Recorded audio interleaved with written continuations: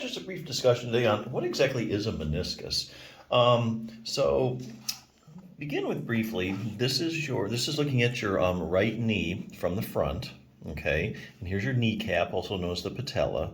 And this is your femur, and that's your tibia, okay? Your upper thigh bone, and then your lower leg bone. Now, even though the ends of the tibia and femur, these two bones here, are coated with this super slick articular cartilage that helps them move smoothly upon one another, you can see looking back at figure 6 that the ends of the two bones are shaped very differently from each other. Not exactly what you call a perfect fit, okay? So if we look back briefly here at 6, you can see, yeah, the two bones, they don't really come together. It's not really like a perfect fit. They're just kind of two different looking.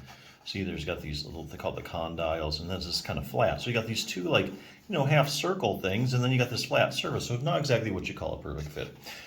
So in order to help this situation, there are two little structures in between the two bones called the medial meniscus and the lateral meniscus, as we mentioned earlier.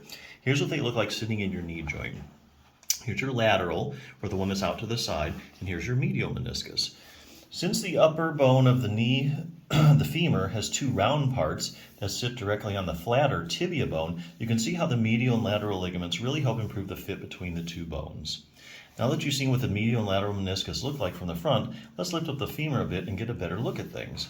Here, if you kind of pulled your knee apart, what you'd see, the medial meniscus and the lateral meniscus. Okay, here again, there's your kneecap for reference. And like the articular cartilage that coats the end of the bones, the medial and lateral meniscus are made of cartilage. However, it's a different kind of cartilage. It's called fibrocartilage.